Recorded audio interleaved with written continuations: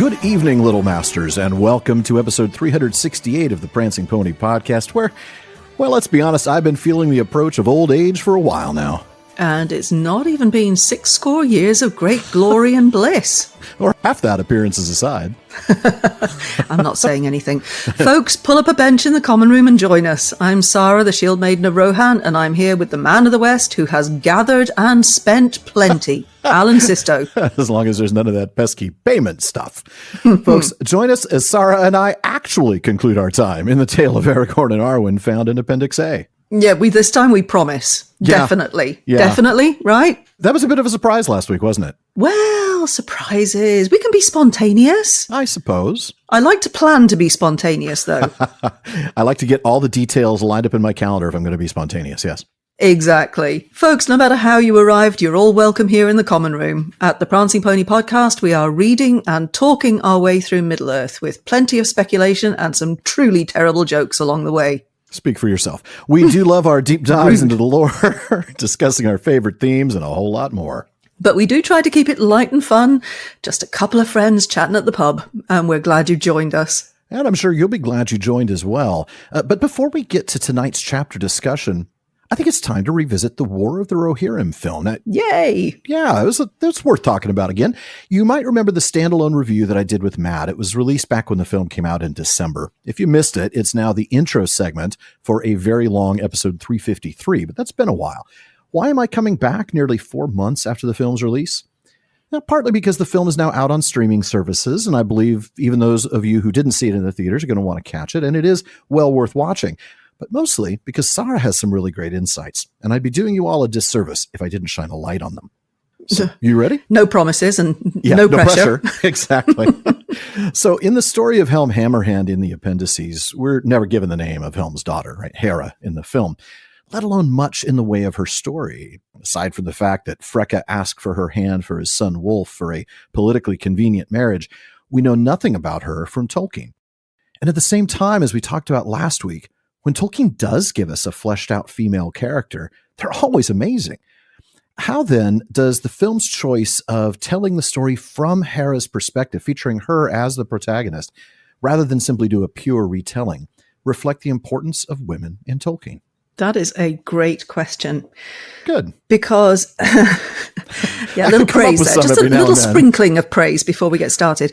Because one of the earliest complaints about Tolkien's work, and I'm going right the way back to when it was first published, was that there weren't any women in it, which of course is kind of rubbish. But also that Tolkien was a misogynist who didn't write good female characters. And I kind of take exception to that. I'm not going to sit here and tell you that Tolkien was a proto-feminist, etc., etc. But I think calling him an utter misogynist is also a little bit down the other end of the extreme. Because if you look at his female characters, actually, there's some extraordinary female characters. We know this, right? I mean, Varda is the one that Morgoth fears the most. Ungoliant terrifies Morgoth. And we cannot forget the spider form females, you know, just because they're not in bipedal form. Haleth was a great chief of people, and she kept her people together despite everything that they went through. Éowyn, everybody knows my opinion of Éowyn. You know, the way that she actually took charge of her life in the end is, I think, incredibly powerful to read. Galadriel is a incredibly wise and powerful elf.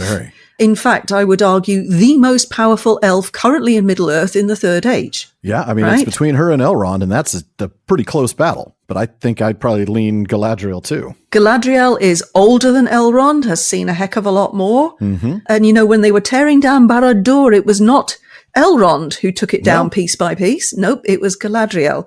So if we jump over the whole Tolkien didn't write women thing, I think we should put that to bed, frankly. I think so, yeah. Yeah. I like where you landed. You're saying, you know, okay, granted, he's not a proto-feminist, fair. But he's also not a misogynist. And he does have, or at least show in his writings, a tremendous admiration for many strong women, even if they don't feature in the stories. Right. I agree with that. And there's a phrase I actually loathe, which is strong female character. Because what does that actually mean? Right? Mm-hmm. To me, well-written female character is one that is well-rounded, three-dimensional, actually has agency, is more than just, a pretty little thing hanging off a man's arm, or is there simply to be the one who screams and gets rescued, right? Mm-hmm. So I don't like this phrase strong female character, because really great female characters, sometimes they're not strong in the same sense that we might think of. Sometimes they go through all sorts of terrible things. Yeah. I mean, I don't know that Faramir would have been able to describe Éowyn as strong in the moment that he met her. She was struggling. She was really in the midst of post-traumatic stress disorder. I mean, she was really struggling. Yes, she was. That doesn't make her any less strong of a person. It just means that you wouldn't describe her in that way. And I think the other thing is, let's be honest, if somebody says, a strong female character, doesn't it imply that the default is not? Yes. Which I don't like. Yes. Yeah. Yep. And that really grinds my flour. Mm-hmm. That's a really dreadful thing to say. I agree. So taking this back to Hera, because we started off with Hera, I think actually getting the story of this film in through Hera's eyes, I think that's a great choice. Because yes, they could have chosen to do it in a different way, but why? Here you have a really good story through the eyes of a female character that we don't know very much about. So there's plenty that you can pull on. I love the way in which they did the kind of mirroring of Éowyn in the Shieldmaiden sort of idea. Yeah. I really like that. I'm not saying that the way in which Hera was portrayed is perfect. Right. Because it's not. There are a lot of things about her character, though, that are extremely interesting. She has her frailties and she has her strengths, and she overcomes things, and she is courageous in some moments and quite rightly frightened in others. You know, she is a really well-rounded, well-written character. I could have done without the costuming being very male gaze. Yeah, I mean, I that might have. I'm not an anime expert. I don't claim to be, but my understanding is that's probably more related to that choice of media than anything else. Yeah, but I'm with you on that. Well, maybe anime needs to, embrace the 21st century. Maybe. Yeah, I think you're But right. your question is, how does getting her story from her perspective, rather than a pure retelling, reflect the importance of women in Tolkien? I think it absolutely does do this. I think, yes, they could have done a straight narrative, but getting it through the eyes of Hera gives us a different perspective on the world. We can feel the way in which she is marginalized. We can feel the way in which she has to take her power when she needs to. We can actually understand how she grasps for her agency. And I think that is a really powerful moment when she does those things. That is. And I'm thinking, I mean, let's put the hypothetical in front of you about what if the story were to be, if we were doing a pure retelling, we could tell it from Freyolof's perspective, since he's the only one who survives. And we could certainly look at it from there and we would get some similar elements. But you're right. There'd be some missing things, wouldn't there? There would, yeah. And frankly, we have enough stories through the male perspective. I think it's really good to have stories through other perspectives. It brings other dimensions to stories, and I'm all in favor of that. I agree. Well, I feel like that's something that Tolkien hinted at as well. There are some quotes from Tolkien that talk about women fighting that I want to bring up. I just want to kind of get your thoughts on these. First that comes to mind is something we read about in the history of the Eotheod. These are the people that became the Rohirrim. And we read that many lords and warriors and many fair and valiant women are named in the songs of Rohan that still remember the North. I like that. It doesn't say it explicitly, but it certainly hints from the fact that they're valiant and not just fair. Faramir says something very similar. He's talking about how much the people of Gondor admire and love the people of Rohan. He describes them as tall men and fair women, valiant both alike. And then there's the really explicit mention, which is actually from a draft of the chapter, The Passing of the Grey Company. I think this might have inspired the filmmakers a bit because it really mentions the Shield Maidens. Tolkien's notes indicate there was a time in the past where the women of Rohan actually did ride to war. He wrote, as they did, speaking of the women, in a like evil time in the days of Brego, son of Eorl, when the wild men of the east came from the inland sea into the East Emnet. I just think that this is proof that Tolkien didn't just sideline women and think that they were nothing more than sewing banners at home, as we mentioned in the last episode. Oh, Arwen, yes. Yeah, there's more to the women of Middle-earth. Mm-hmm. They all have to be fair, apparently, which kind of scratches at my nerves, but we have valiant women. We have women who fight, and I think that is a really good part of the story. It's an acknowledgement that this is something that has been true down the centuries in our primary world as well. Yeah, it does reflect the reality. Mm-hmm. It does reflect reality. Mm-hmm. It's really relatively modern that women have been kept at home and not fought. I'm talking relatively modern. I'm going back, 200-300 years, a number of 100 years. And really it's Christianity and the spread of Christianity that has created a very paternalistic society that has dictated where women are supposed to be in society. But we, if we look at it from a Eurocentric point of view or a US-centric point of view, that it might make sense that, women don't go on the front line. But we are forgetting all the other cultures of the world in which women did fight. Mm-hmm. And they weren't marginalized in the same way as many European women, many women of the North America, actually. That's fair. Yes. So I think this is a good thing. I think it speaks to how Tolkien was very immersed, very versed in ancient mythologies and stories of other cultures, particularly Northern European cultures. Yes. But he was really immersed in those stories. And I think that a lot of what he says about women here actually comes from those old stories. That makes total sense, especially when you know the deeper cuts about like the Eotheod. We talk about the Rohirrim being sort of like the Old English on horseback, Anglo-Saxons on horseback. That's more true when you look at the Eotheod clearly being inspired by Gothic history.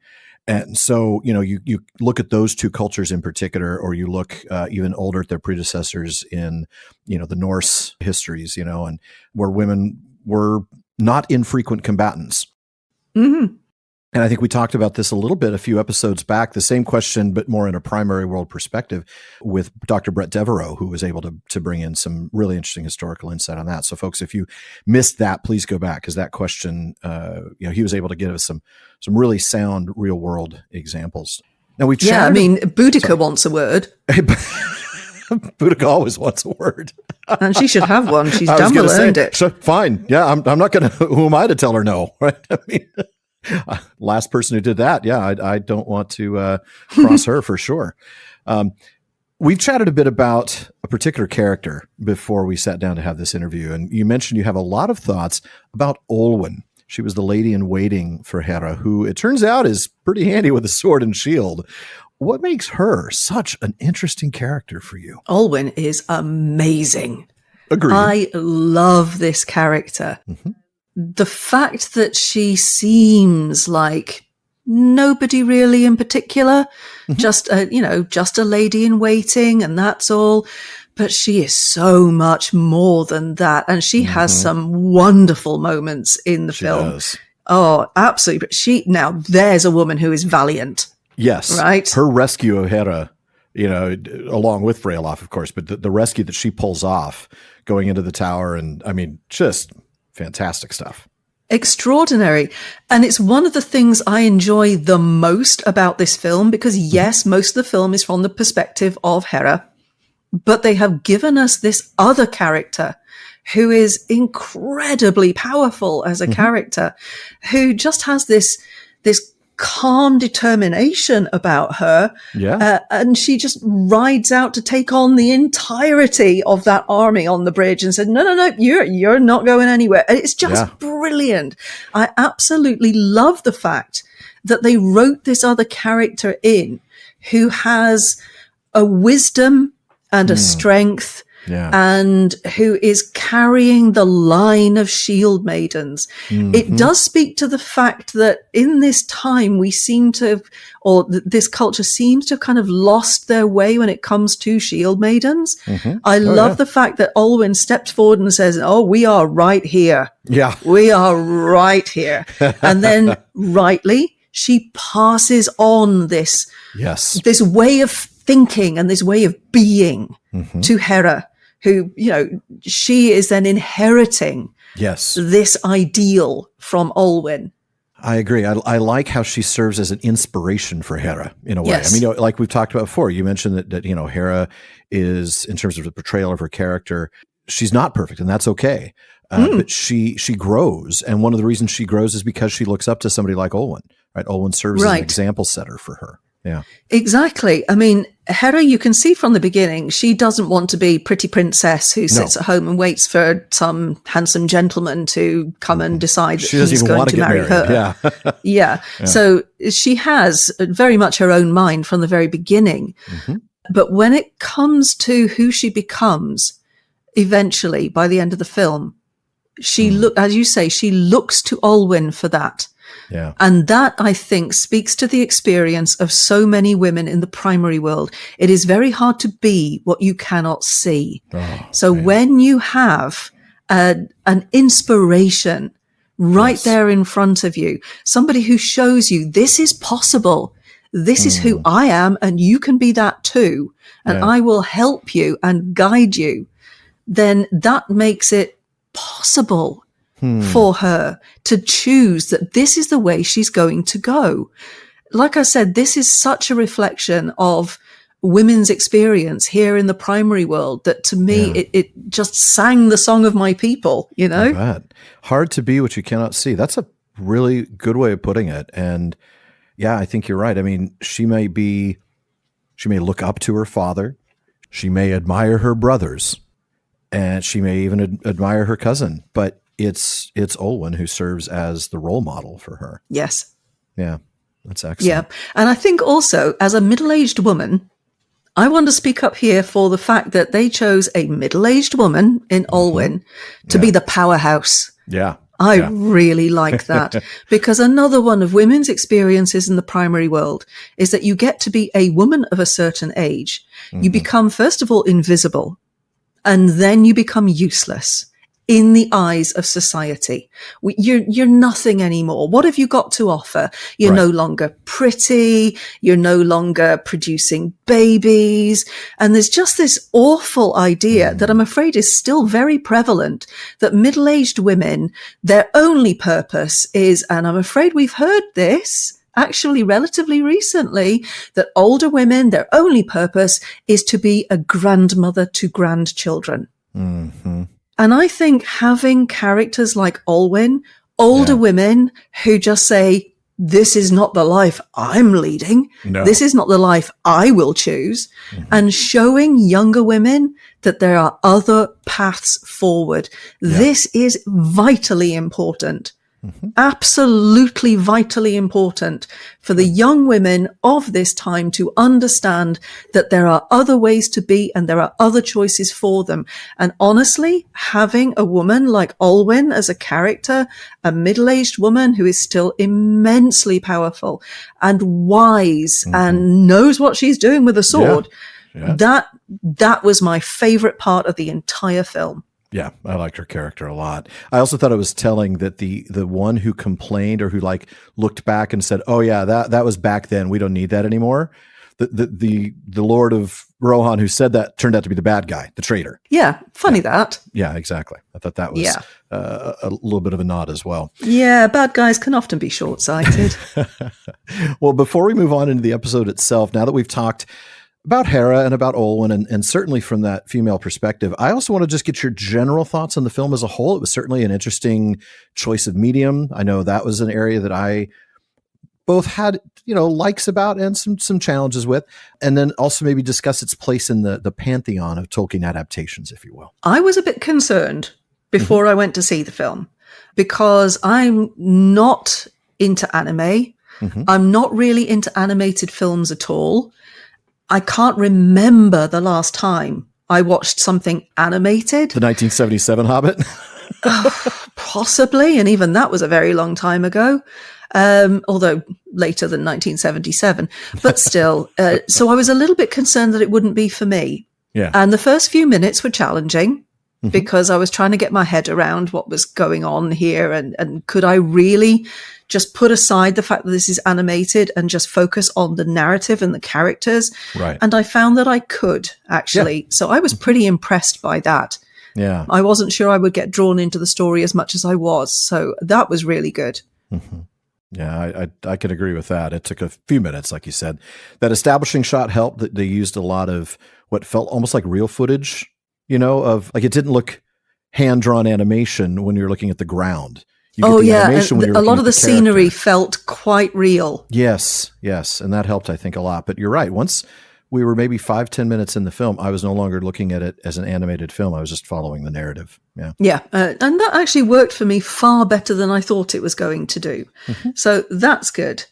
As far as its place in the pantheon of Tolkien adaptations, I enjoyed it. I think that this was a really interesting choice. Yes. Because it's a paragraph in the appendices. It really is.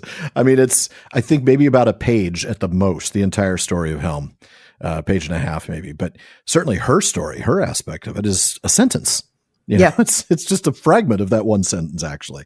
Yeah. Yeah. It was really neat. I think that's an interesting choice because there's a heck of a lot in the appendices that could be mined for that. Oh, yeah. And I'm okay with that being done so long as it is done sensitively and thoughtfully and not just let's make money. I agree. The Lord of the Rings license is, let's be honest, a license to print money. Yes. It's always going to be a moneymaker. And yeah, I mean, there is, like you said, so much to mine. We've been going through the appendices this entire season with long digressions into the unfinished tales, but there's so much in there. You think about the war in the north with the fall of the realm of Arnor into the three splinter kingdoms and the fight against the Witch King. I mean, that would be a tremendous set of films, but you're right. It does need to be done tastefully. Yeah, it needs to be done sensitively because there's a lot of us out here who would be very critical if it was just done. Yeah, you can kind of tell a money grab when it's yeah, there. You can tell a money grab. Yeah, the cynicism comes through. Yeah, and I have to be honest, that's one of the many reasons why I don't like the Hobbit films. They always felt to me like a money grab because here you have a relatively short book and it was broken into 3 very long films. I know. What else could it be but a money grab when you're doing that? I think I did the math once. It's like 4.2 times the number of pages per minute. Or the other way around. Like Lord of the Rings does almost 4.5 times more pages per minute because they've had to compress it. Yes. But the Hobbit is just drawn out. Yes. Yeah. Like the Lord of the Rings would have been something like 17 films had they done the same pace. It's crazy. Yeah. I think that they could have done without all the padding in The Hobbit that they had to put in to make it go 3 films.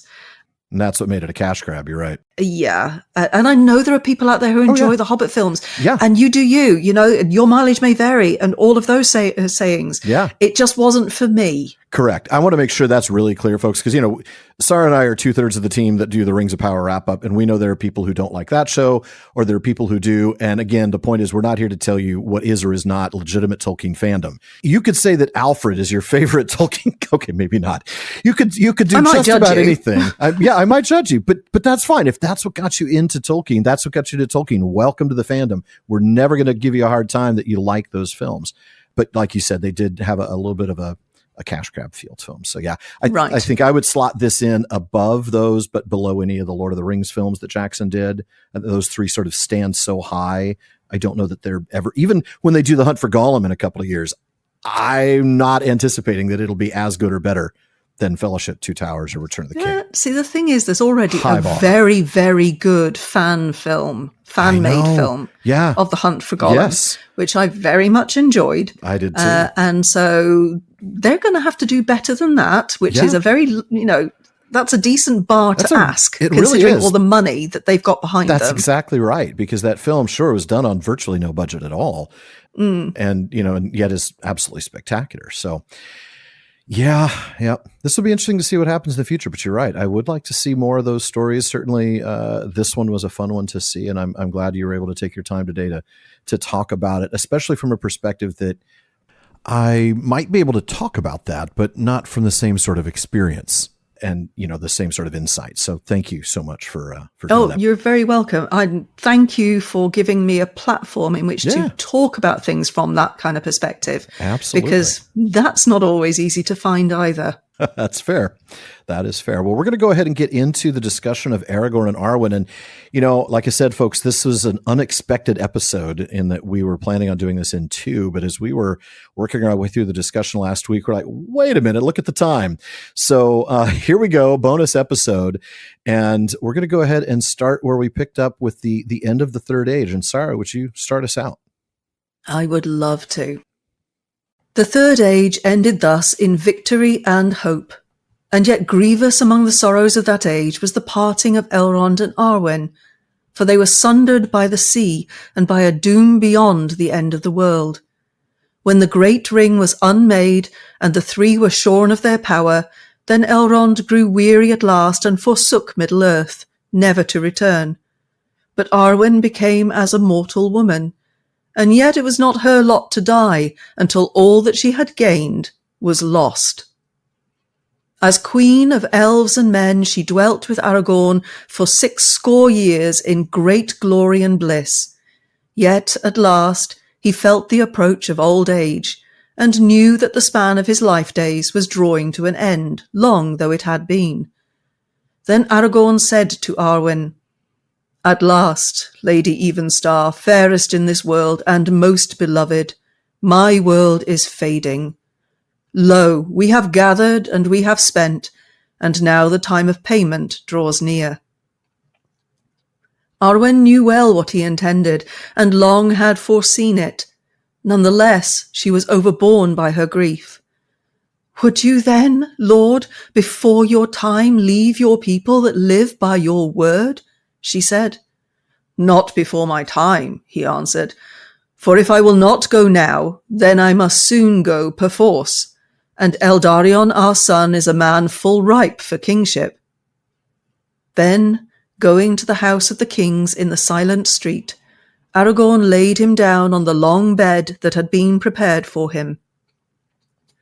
There he said farewell to Eldarion, and gave into his hands the winged crown of Gondor and the sceptre of Arnor, and then all left him save Arwen, and she stood alone by his bed. And for all her wisdom and lineage, she could not forbear to plead with him to stay yet for a while. She was not yet weary of her days, and thus she tasted the bitterness of the mortality that she had taken upon her. And there's a lot of sorrow in that passage. Oh, boy. And we just scratched the surface, too. We begin with the end. We often talk about how it's always good to start at the beginning. Today we're beginning with the end of the Third Age and the parting of Elrond and Arwen. And, we've seen some really tremendous sorrows as the Third Age draws to a close, right? I mean, the Battle of Pelennor and the death of Theoden and so many things, Denethor and so many sorrows. But the parting of these two is described as being grievous among those sorrows. Like, this is some of the worst of the worst. And, like Luthien and her kin, Arwen is separated from Elrond now for all time, forever. It's a doom beyond the end of the world. Ugh, that's hard, isn't it? That is. Yeah. I mean, as you say, there are many sorrows at the end of the Third Age. Oh, yeah. Even if you want to point to it, Frodo having to leave his home and all of that sort of thing. No doubt. Here we have something we really focus on. And the text gives us a bit more of the why here. First, Elrond eventually forsakes Middle-earth. When the One Ring was destroyed, the three lost their power. And that's a power of preservation. So it kind of makes sense that he's no longer able to preserve his land as well as he would have when he had the ring. And you almost wonder how much of that extends to himself, even though he is of elven kind. I don't know. I mean, there's always a part of me, and this is a good question for discussion.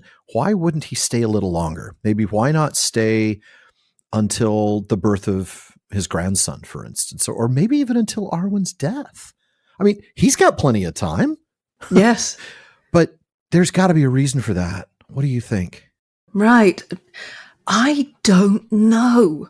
This has always been a question for me. I'd love to say, oh, yes, Alan, I have the answer to this conundrum. No, I don't think we have an answer, but it's like, why did you choose to leave? It is fascinating, isn't it? I mean, we go back to the ring that he bears and the whole idea of what those rings do, the preservation, the almost halting of time, which we know is not a natural thing. No, and it's not even a good thing. Tolkien in his letters makes it very clear that this is kind of the weakness of the elves, their desire to sort of keep things in stasis. Right. I think he uses the analogy of somebody reading their favorite book, we keep rereading the same chapter. Right. Yeah. Yes, and never moving on to the next chapter to see what happens next in the story. This is not a good choice. And I do wonder what the loss of the power of that ring that he bears, what that does to him. We don't really know much about that. We do have a little bit in the Unfinished Tales about what Nenya does to Galadriel. Correct. It kind of hurts her to bear Nenya. It does. It increases the sorrow, right, of her not being in the Undying Lands. Right. But of course the difference is that Galadriel was born there. That's right. Elrond's never been there. Yeah. Coming back to that conversation we had earlier about which one might be more powerful. I mean, Galadriel is she's an original. She's an OG. Yeah, exactly. She's seen the trees. So. Yes. So, I mean, she's hugely older than Elrond. I don't know why he wouldn't choose to stay a little longer, knowing that the instant he leaves, that's it. Yeah. He will never, ever see his daughter again. It's just, to me, it's a bit of a strange choice. It is a bit of a strange choice because he does have unlimited time, essentially. Like, he can stay the extra, 120 years or so. He doesn't know how long it'll be, but it's not going to be forever. It's only going to be whatever Aragorn's lifespan is plus a few. Mm-hmm. And it's not as though that's a great deal of time for an elf. No. Like we've talked about, 500 years is a blink of an eye. Unless he's really beginning to feel the fading. Yeah. Yeah. And the pull west is almost overcoming him because of the fading. And possibly because Celebrian is there. Well, yes. I mean, there is that. He's been parted from her for a heck of a long time. Yeah. That's got to play a role, though. I still think, I know if I'm in his place, that is the conversation I'm dreading. Right? We talked about that. Oh, boy. How do you break that news? Oh, gosh. My heart just breaks for him and for her for having to relive that sorrow yet again. Like, here he is parting from Arwen, and now he's going to have to go and explain. Oh, yes. Yeah, because it's not like he can send a WhatsApp before he gets there just to give her a heads up. No. She's going to be there looking at his ship coming in and then wondering where her daughter is. And that's just horrible. And maybe that touches on this, maybe staying and experiencing those things with Arwen. I don't want to ascribe any sort of selfishness to Elrond, but a little self-protection in the sense that maybe those things would just heap too much sorrow upon him. He'd have to watch his daughter die. Yeah. Yeah. He'd have to watch her age. Yes. To some extent, and he'd have to watch the sorrow that she feels after Aragorn dies. Mm-hmm. Yeah. Maybe it's a part of like, okay, I don't have the strength to stay here anymore anyway, with the ring having lost its power. And I really miss my wife. And I'd love to stay, but if I stay, the sorrow that I'm feeling now is going to just be multiplied and be my experience every day for the next century and a half. I'm not going to do that. It's quite the choice for a father to make. It is. It is. Yeah. Now, talking of choices, because some people might ask this question, right? Could Elrond have also chosen mortality? That is actually, it's a fair question. It is, because we know that he was given a choice. And, like with Arwen didn't have to make her choice yet. She's already lived, these thousands of years, almost 2,800 years by the time she gets married to Aragorn. And yet now she can choose mortality. Like, she's already lived a full elf life, But that was the rule that was chosen for her. For him, he had to make that call back when Elros and he made those decisions. And Elros chose to be counted as a man. Elrond chose to be of elf kind. So that decision was already made. There's no take backsies on that. No. You can't have your thousands of years of elven wisdom and eat it too. Yes. Except that Arwen can, because that was, again, the rule set for her. Yes, she could make the choice later. Yes. Yeah, as you say, Elrond and Elros made their choice a long end of the first age, time right? before. I mean, yes. Or I guess, right at the end of the first, right before because the second age began right then when Numenor was established.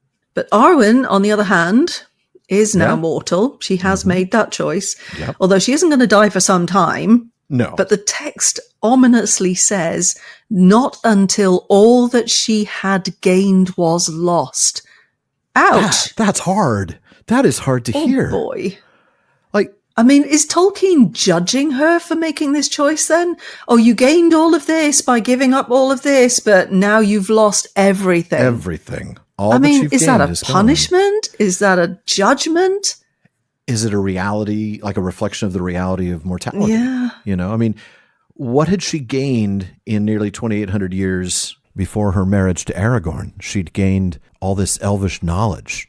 She wouldn't have lost her knowledge, would she? She would have gained elvish wisdom and life experience. Those things couldn't really be taken away. But I don't think there's any intimation in the text that as soon as she decided, okay, I'm going to be mortal, that all of that was, I don't know, drained out of her or something. Exactly. She's gotten, I'm thinking in D&D terms, she's, experienced a vampire and now she's lost like 7 levels and she's back to being a level 2 newbie again. No, I don't think there's anything like that at all. What is it that she's gained that gets lost?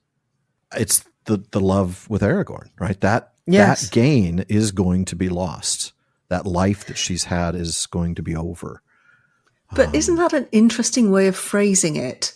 When we're also supposed to accept the gift of Ilúvatar as being a thing. And the Lay of Leithian is the release from bondage because it enabled Luthien to be released from the bondage of Arda. That's a good thing. And therefore, when she and Beren died, they both accepted the gift of Ilúvatar. Yeah. So it's I don't know. I find this a difficult phrase. Yeah. All that she had gained was lost seems to indicate that she now has absolutely nothing. And yet we are supposed to accept that the gift of Ilúvatar is a thing. And if the gift of Ilúvatar is a thing and now she is mortal, she is now subject to the gift of Ilúvatar, the same as Aragorn. Maybe this is from her perspective, because again, as we'll kind of get into a little bit more when we talk about the gift at length, and we'll talk about this really as she continues this conversation, like, I never understood what your people were dealing with before. From her perspective, it's all loss because now she's given up this immortality. We know better, right? Maybe this is from her perspective. She believes now she has lost everything that she's gained, but she has also gained something she can't comprehend. And that is the gift of Ilúvatar. That is freedom from the bondage of Arda. And she won't understand that or comprehend it until she has died. So, I mean, that could be an angle that we look at that from, that it's just from her, I'm not going to say myopic or narrow vision, but her limited by her nature vision. Right. By who she is and how she's lived. Yeah, because we know that the elves do not understand the gift of Ilúvatar any more than the mortal folks do. I was going to say, any more than some of the kings of Numenor understood it. Yeah. Exactly. So, yeah, and like anybody else, that which is utterly unknown is kind of scary. Yeah, it would be. Well, coming back to the text, and we mentioned the Númenóreans thinking about their lifespan. Well, obviously, Aragorn having that lifespan, or at least something very close to it. We get a mere mention of the 120 years that she spent with Aragorn, the 60 years, in great glory and bliss. And of course, I'm just wondering, we know that the 50th anniversary, you got to give gold. The 60th anniversary is diamond. I guess it's platinum when you get to 75. What do you give to somebody who's been married 120 years? The gift of Ilúvatar, apparently. Ilúvatar. Wow. Brutal. All right. You've been happy anniversary. Ouch. All right. It does feel, interestingly, like 60 years in great glory and bliss. It almost feels like a slight of some kind, right? Like we're just fast forwarding to the end. She got to live 120 years that is gone in the blink of an eye here in the text. And I think that's actually the point. It's a really clever way for Tolkien to show us mortals how quickly 120 years would go by for somebody who, well, until yesterday was essentially immortal. Yes.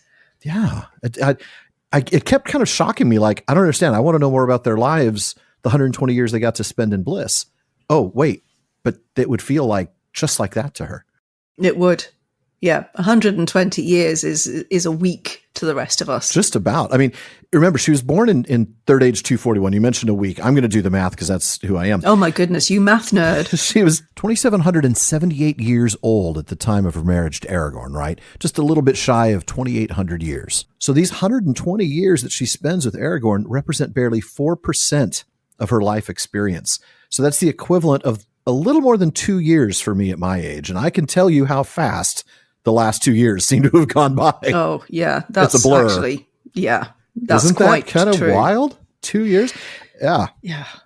That's fair. Yeah. Yeah. And of course, as we know, when you are, I don't know, a 5-year-old, 2 years is an eternity. Eternity, because it's more than half your life, right? Exactly. When you are mumble years older than that, 2 years is a tiny percentage, and it doesn't feel like that much time at all. So for somebody who's 2,778, 2 years is a tiny breath of time. It's a sliver. I mean, 120 years, 4% of her life experience. You're right. So it would be, for a 10-year-old, the equivalent of about 4 months, maybe a little bit more, which is still kind of long for a 10-year-old, but you get my point. It's as a percentage of her life, it's not very much, and it would feel very much like the blink of an eye. It does seem sort of logarithmic, like there's a curve. Yes, we perceive time very differently the older we are, I think. Days go slow and years go fast. Yes, exactly. Wibbly wobbly, timey wimey again. Yeah. 100%. So for Arwen, I think her perspective on time would be very different indeed. Yeah, 100%. I mean, it's like, I keep coming back to Legolas when he's talking about Rohan. He's 500 years, whatever, that's nothing, Yeah. And it would be very little for her. In this case, 122 years, yeah. But those years pass.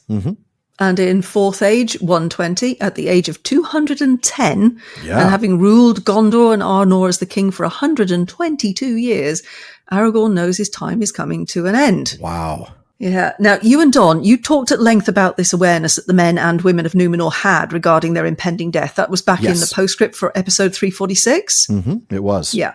Now, while we're not going to spoil that whole discussion, you need to join the fellowship of the podcast to get all those extra goodies like the episode postscripts. That's right. We should at least mention a bit about the way this lifespan worked and what would have happened had Aragorn not willingly surrendered. That's right.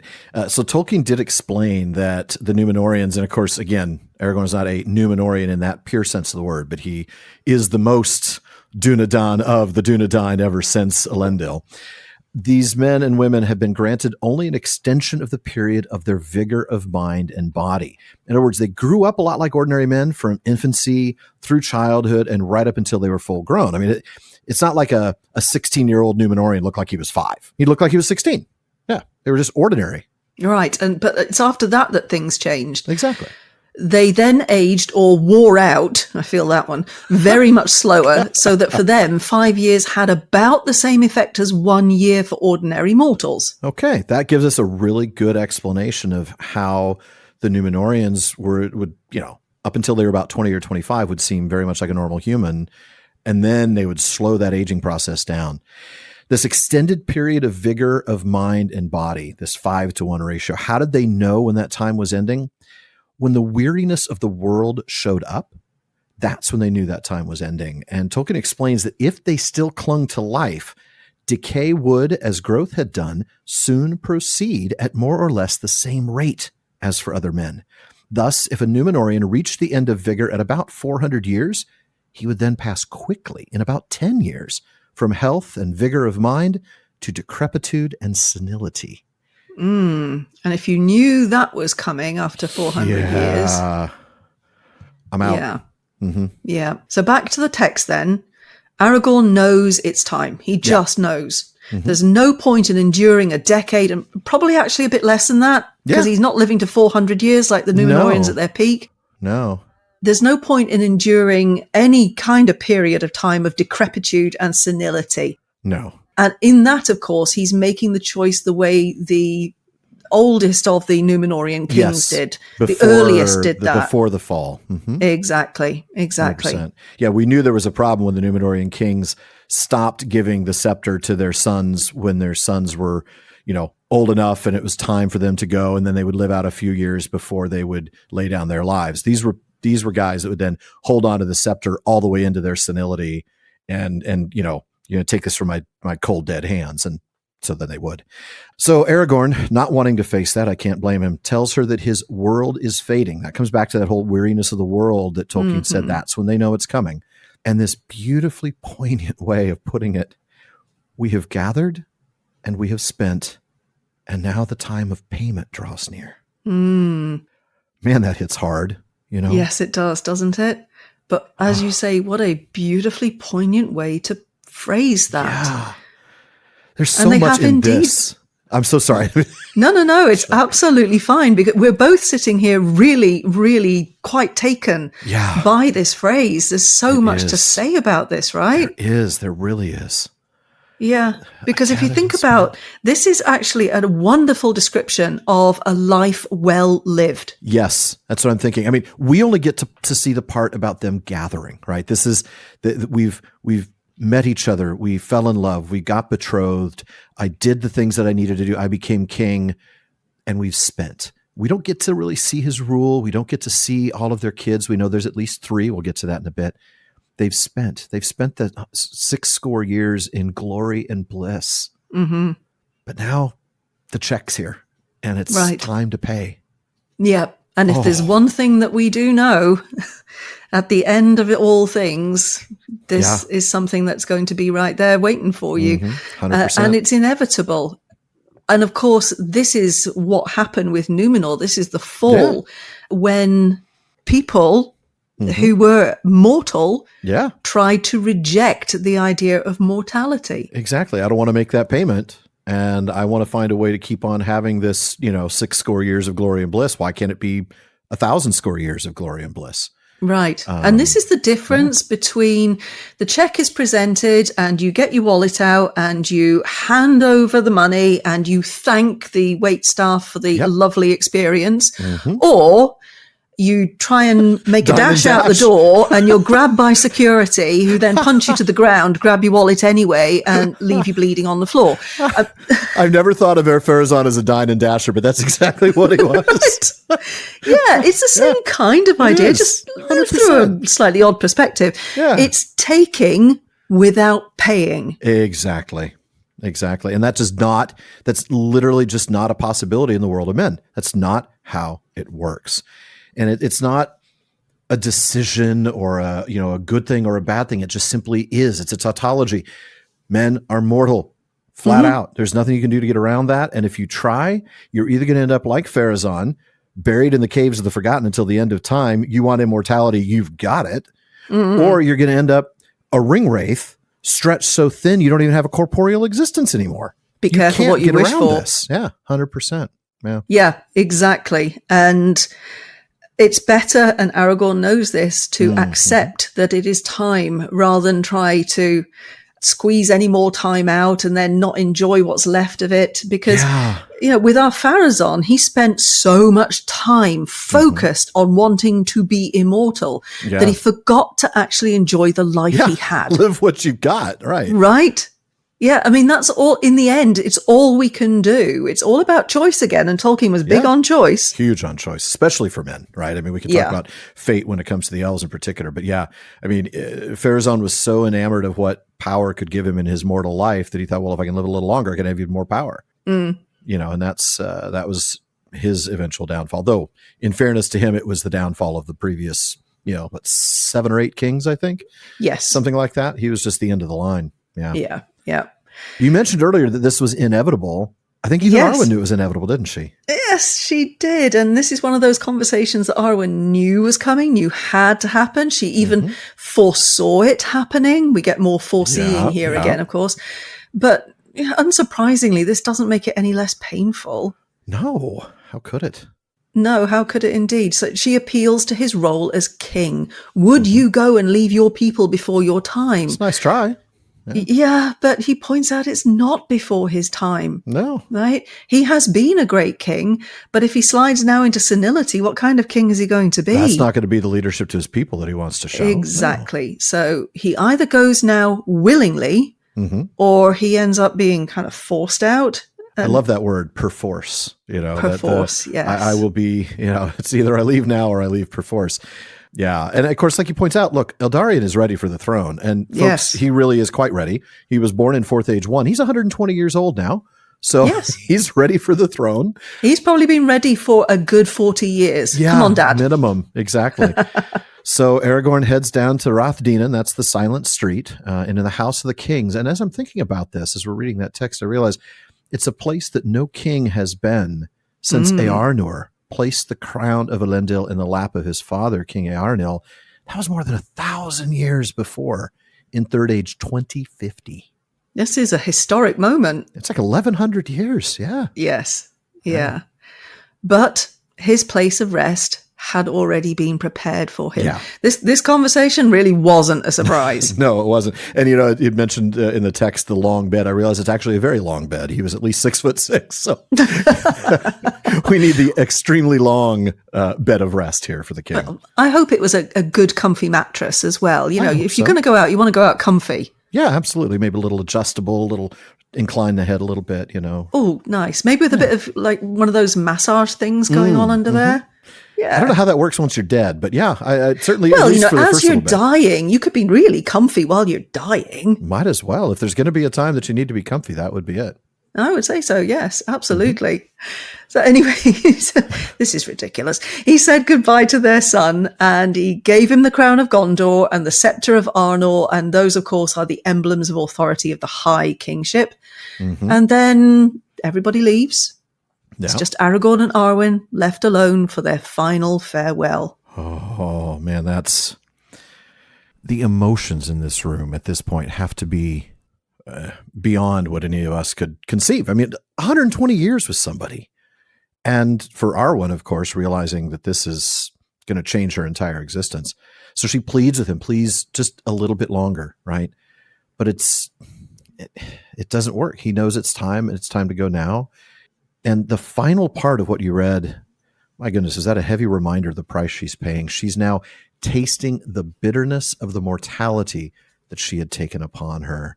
I can't help but compare this, and I want to kind of get your take on this, with Beren and Luthien. Obviously, we're supposed to draw parallels with Beren and Luthien.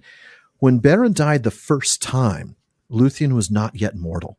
So she didn't taste that same bitterness. Instead, it was only after she pled before Mandas that Beren was given a second shot and she became mortal. So this is this is a genuine first. Yes. Yeah, this is a very different situation, isn't it? Yeah. Because Luthien accepted mortality as the price for getting Beren out of the halls of Mandos. The second round, yeah. Like, I will give up my eternality or my serial longevity for him to get a second bite at the apple. Yes. This is different. This is very different. We don't even know if Idril went through this because we aren't ever really sure or told exactly what happened with Tuor. In fact, there's the whole, some say he was counted among the elves. So this really is a first. And it's uncharted territory for Arwen, isn't it? I can't help but feel sorry for Arwen. Oh, she made a choice. Yes, she made a choice. She made the choice for love. And that's all very grand. But the reality of seeing her husband die has got to be quite the shock for her. And I got to be honest, I don't think she copes that well. No, she doesn't. I mean, you look at what happens to her, and we'll see this, later on in the episode, but you're right. She doesn't, again, drawing the Luthien parallel, right? But it's also different with Luthien because she didn't have to endure a period of time that we're aware of without Beren. Like, they had their time on their own little secluded desert island, just the two of them. And we're not really told about like her having to endure a period of time after Beren's death. But this is really a close-up look at the sorrow that an elf has to experience when she chooses mortality. And maybe indeed Luthien did have to experience this. We just didn't get a glimpse of it. So right. Yeah. I don't know, maybe it's my headcanon. I always thought that Luthien and Beren just kind of accepted the gift of Iluvatar together. They both fell asleep at the same time and woke up on the other side of the world. Yeah, which is quite a lovely thought. It is. But here we have to experience Arwen's bitterness. Yes. And again, putting that word bitterness with mortality is so challenging. It is. When, we have Aragorn who accepts the gift of Iluvatar and he's so calm and peaceful about it.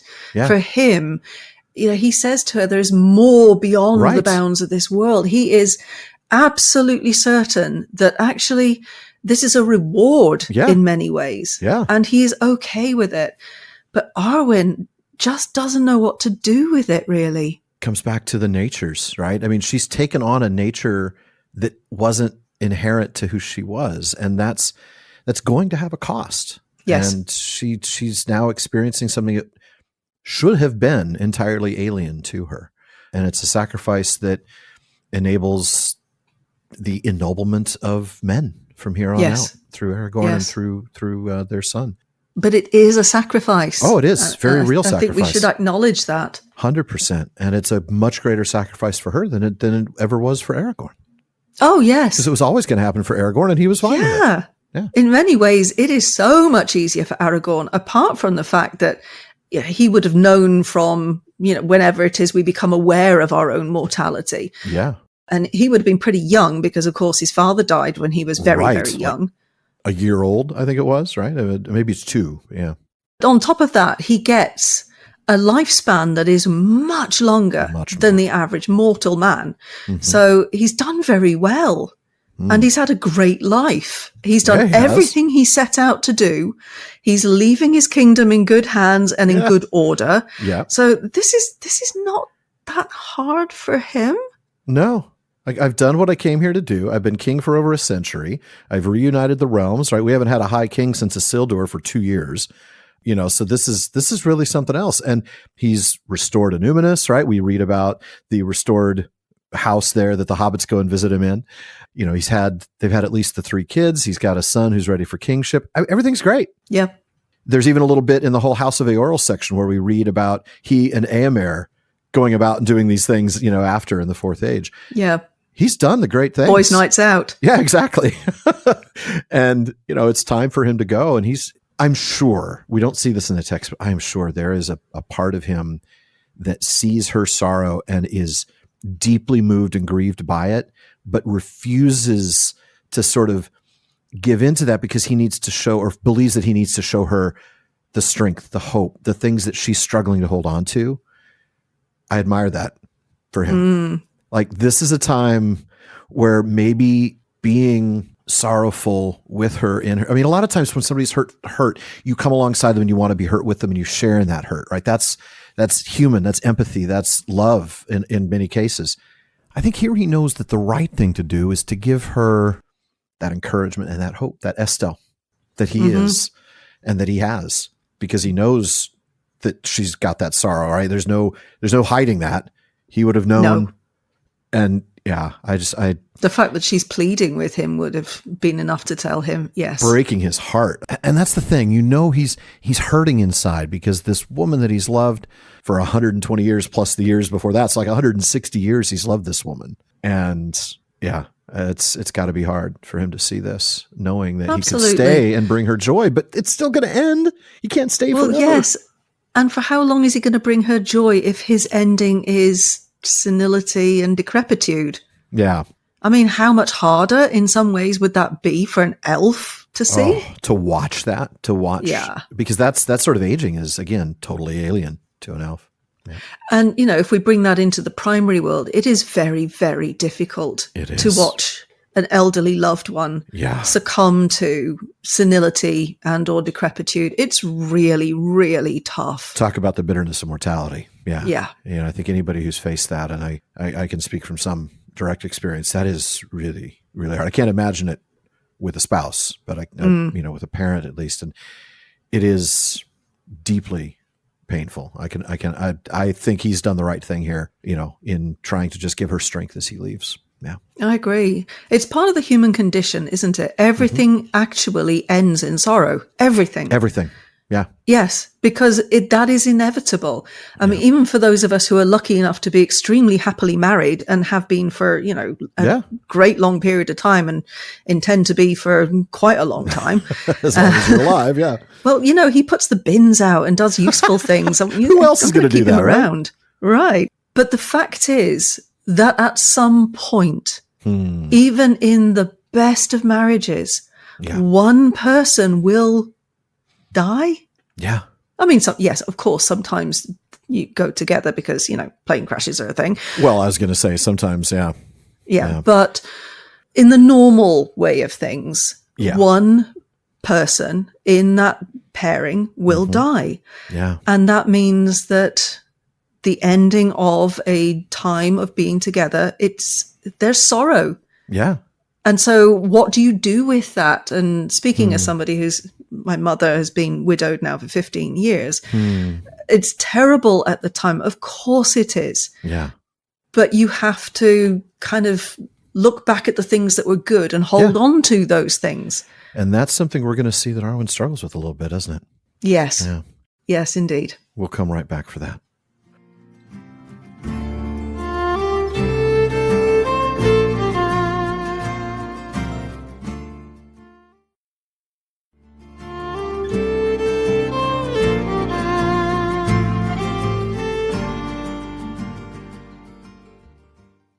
Now, soon we'll get back to Arwen tasting all that bitterness. But before we do, we want to remind you there's a lot more talk going on at the Prancing Pony podcast than just us. The PPP has an amazing listener community.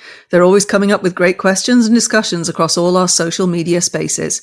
Check out our common room on Facebook, our dedicated subreddit, Twitter, and more. On Facebook, just look for the Prancing Pony podcast. Follow the page to get the news and the new episodes, but you're going to want to join the group for some great discussions. On Twitter, Instagram, Blue Sky, Twitch, TikTok, and YouTube, we are at Prancing Pony Pod. Or if you prefer Reddit, find us there at r/Prancing Pony Pod. And if you want daily Tolkien content, check out today's Tolkien Times on the PPP YouTube channel and on all of your favorite podcast apps. It's my short format daily show, everything from Tolkien Tuesdays to First Age Fridays. And then there's my new twice weekly streaming of all fun things Middle-earth on the PPP Plays. Be sure to check both of them out on the YouTube channel for all of the PPP productions at youtube.com/@prancingponypod. Right. Well, I think we need to get to the point of what happens next. So would you like to take the reading? Like might be a strong word, but it is a privilege. Lady Undomiel, said Aragorn, the hour is indeed hard, yet it was made even in that day when we met under the white birches in the garden of Elrond, where none now walk, and on the hill of Ceren Amroth, when we forsook both the shadow and the twilight. This doom we accepted. Take counsel with yourself, beloved, and ask whether you would indeed have me wait until I wither and fall from my high seat, unmanned and witless. Nay, lady, I am the last of the Númenóreans and the latest king of the elder days. And to me has been given not only a span thrice that of men of Middle-earth, but also the grace to go at my will and give back the gift. Now, therefore, I will sleep. I speak no comfort to you, for there is no comfort for such pain within the circles of the world. The uttermost choice is before you, to repent and go to the havens, and bear away into the west the memory of our days together, that shall there be evergreen, but never more than memory, or else to abide the doom of men. Nay, dear lord, she said, that choice is long over. There is now no ship that would bear me hence, and I must indeed abide the doom of men, whether I will or I nill, the loss and the silence. But I say to you, king of the Númenóreans, not till now have I understood the tale of your people and their fall. As wicked fools I scorned them, but I pity them at last. For if this is indeed, as the Eldar say, the gift of the one to men, it is bitter to receive. So it seems, he said. But let us not be overthrown at the final test, who of old renounced the shadow and the ring. In sorrow we must go, but not in despair. Behold, we are not bound forever to the circles of the world, and beyond them is more than memory. Farewell. Estelle, Estelle, she cried. And with that, even as he took her hand and kissed it, he fell into sleep. Then a great beauty was revealed in him, so that all who after came there looked on him in wonder, for they saw that the grace of his youth and the valor of his manhood and the wisdom and majesty of his age were blended together. And long there he lay, an image of the splendor of the kings of men in glory undimmed before the breaking of the world. Oh, wow. Mm-hmm. Wow. That's always so hard to read. Yeah, it's really emotional, isn't it? It is, beautifully so, but sorrowfully so. Yeah. Yes. Yeah, it is. Poor old Aragorn here as well, trying to, yeah, give I can't some comfort you, but I got to give you something, right? Yeah. But he reminds her both of their initial meeting when he began to love her, and I think more importantly, even the time on Cerin Amroth when they plighted their troth. He reminds her, we both accepted this doom. That's right. I mean, he had accepted the doom arguably long before that, but certainly the doom of their loss he had accepted. Yes. And he asks the really honest question that we talked about before the break. Would you rather wait until I lost my mind and my physical strength? I mean, that's a valid question. I mean, it really is, actually. Absolutely is. I do honestly think that would have been in many ways even harder for Arwen, because death is inevitable at the end of that anyway. Yeah, exactly. It doesn't, if 120 years is the blink of an eye, what is the 5 or 6 more years that he would have? Right. Even less than a blink of an eye. It just, you're going to gain so little in exchange for so much suffering. And I think that's his point there. It's like, it is not worth that. You don't want that. I do want to discuss this phrase that he uses, the latest king of the elder days. What do you make of that? Yeah, that's a really good question. First of all, looking at the phrase elder days. Now that used to mean first age and earlier. In fact, the Tale of Years tells us that the name elder days is properly given only to the days before the casting out of Morgoth. Wow. But it adds that in the Fourth Age, the earlier ages were often called the elder days. So it does appear that the term has changed meaning over time. Okay. But I think this is actually pretty complex. Yeah, given who Aragorn is, right? I mean, he traces his lineage right the way back to Beren and Luthien. Yeah, right? Absolutely. And Luthien traces her lineage right the way back to the very beginning through Melian. Right. So in some ways, he could be named, in fact, the latest king of the elder days, if we are looking at his lineage back through Luthien, through Melian, right? Okay. So there is that complexity to add to it, rather than just thinking, this is somebody whose roots are ancient. I think perhaps it's even a little bit more than that. I like that complexity because, I mean, in my mind, I'm just thinking of how words change over time, like the usage of phrases. And of course, when the phrase elder days first came around, it would have been in the Second Age, and we would have been talking about before the fall of Morgoth. But as time progresses, anything that's really in the distant past sort of becomes the elder days. I often, even though officially the first age and earlier before the casting out of Morgoth is elder days, I often think about elder days as anything pre-fall of Numenor, But really now we learn that even the third age is the elder days when you're in the fourth age. And I guess it's just a reflection of the passage of time that everything is now elder. But I like the way you put that, because of his lineage. I mean, even if you trace it just through Elendil and then back to Elros and you stop there, you're still talking about somebody who was present, at the fall of Morgoth, right? The end of the first age, the casting out of Morgoth. Elrond and Elros were around. So, yeah, it's an interesting phrase. I like that he uses it. I like that it's complicated. I like that it makes us ask the question. And then he talks about something else that's also confusing. We've talked often about the gift of Iluvatar being death, right? The gift to men is to not have to be stuck in the circles of the world. So why does he say give back the gift?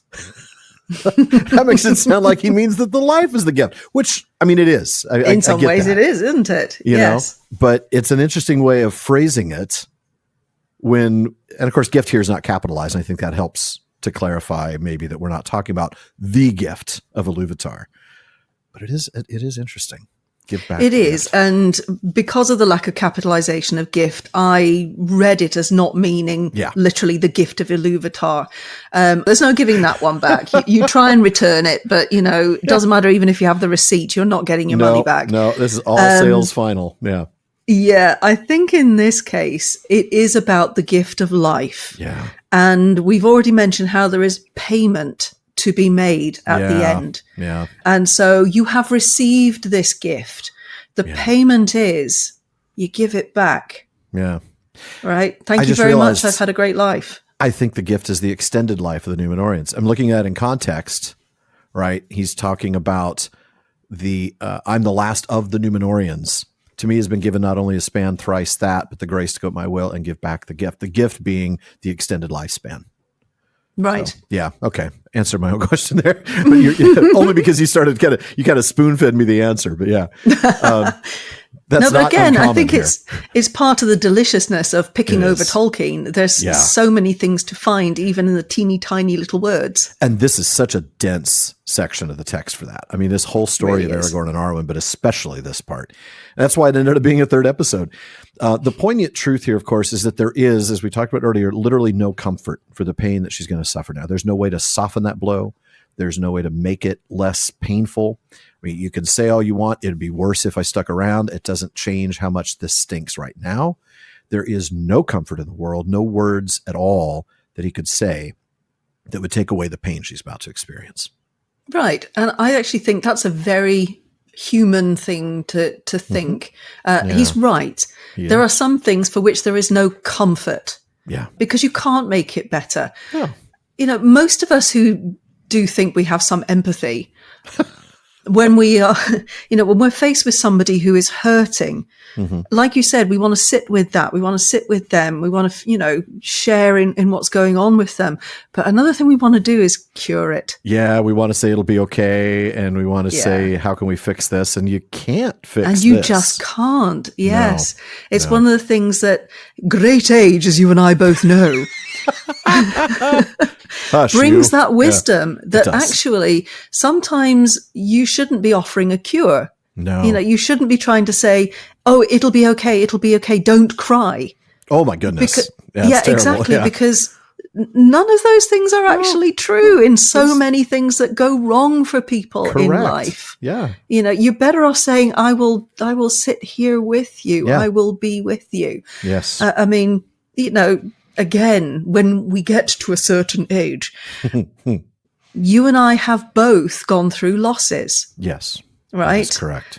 And the best thing a friend or another family member can do when we've gone through a loss like that is just simply be. Yeah. Just be there. I don't need you to wave a magic wand and cure this, because there is no cure. There are no magic words that will take away the pain. But sit with me, be with me, and that is what I need. So Aragorn here, I think, is being extraordinarily human, but very insightful and very wise. And very honest, like he's been earlier. We talked about this in the passages where he's communicating with Elrond. Like, we kind of teased him, like, was that the best thing to say to your potential father-in-law, that your time's coming to an end too, pal? But it's what he does, right? He speaks the truth. He is a very honest man. And here, it's the same thing. He could try to comfort her, but it would be pointless. He knows it. So he's just going to say, I can't take this pain away. I cannot comfort you.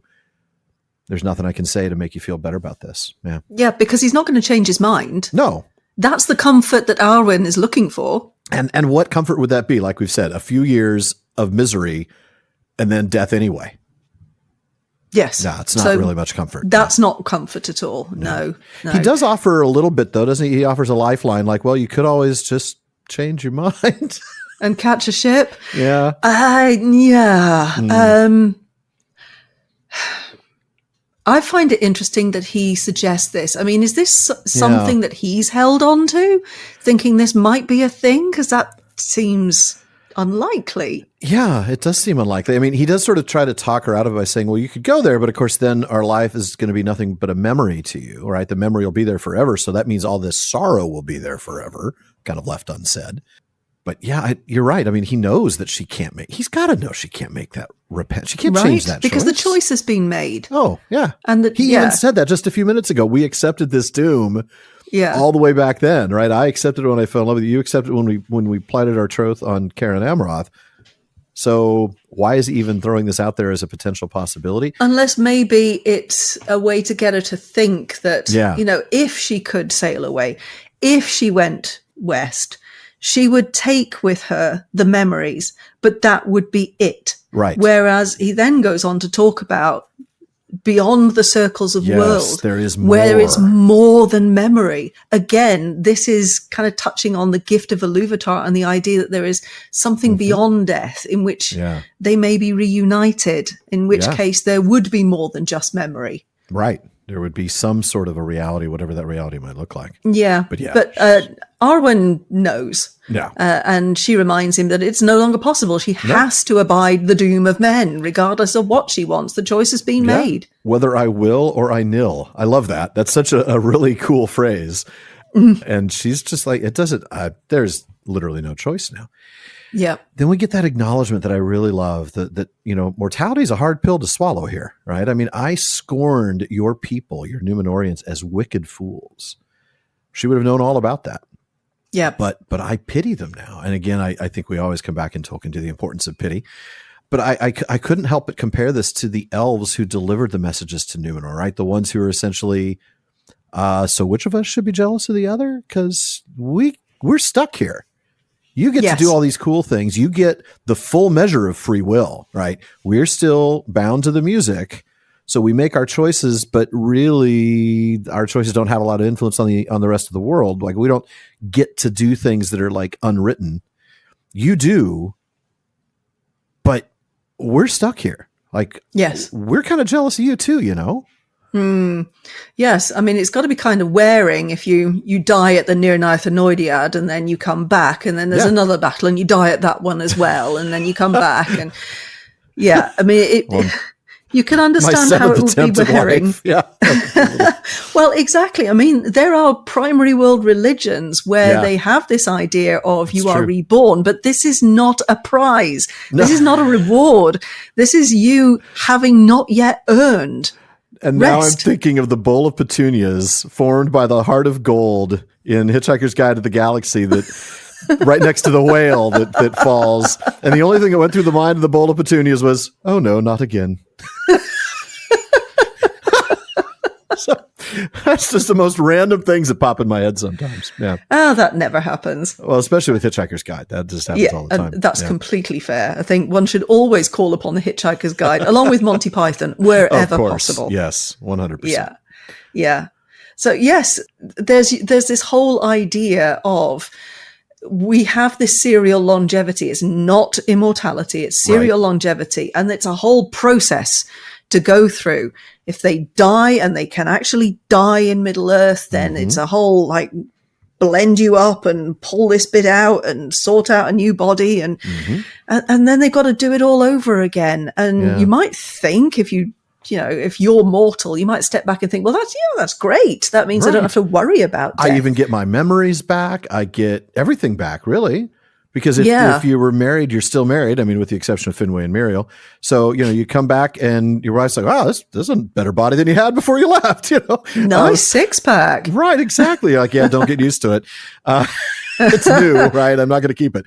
Yeah. And so you get everything. And I'm sure Immortal looks at that and be like, I could use that.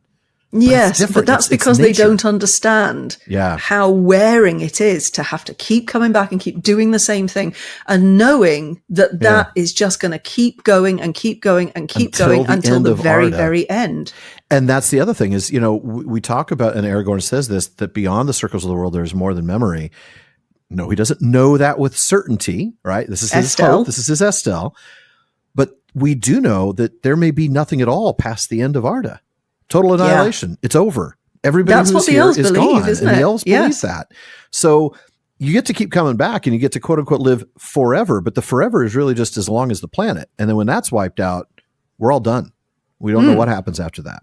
Whereas with men, at least in theory, they get to continue their life outside the circles of the world. Yes. So I suppose at the end, Arda just gets blown up for a bypass, right? Bringing Hitchhiker's Guide back into it. I love that. Well, there were the plans. Yes, in the basement, in a locked file cabinet guarded by a leopard. I haven't read the book in 15 years. I can remember all this. It's mind-blowing. Such a great book. When something is memorable. Yep, absolutely. So back to the text. Yeah. Aragorn's last encouragement to Arwen is to not be overthrown. What do you think he means by overthrown here? I know. I'm not sure. I'm really trying to, that's such a unique choice of words here. I mean, it's maybe don't lose hope. That's what comes to mind. But for him to use the word specifically overthrown, let us not be overthrown at the final test. Okay. So let us not be defeated at the final test. Yes. Let us not be, you know what? It's definitely that, because the next sentence is in sorrow we must go, but not in despair. So that's what being overthrown would look like. To move from sorrow to despair. Would be overthrown. Yeah. Yes. And that would be utterly losing because, they're supposed to hold on to this hope. It's part of who they are. It's part of the troth that they plighted all those years back. And for Arwen to be overthrown is for her to completely lose Estelle, to be mired in despair. Right. And if she's mired in despair, he foresees that she will lose herself. Yeah. And that's another way of being overthrown, isn't it? That you lose who you are to this sorrow.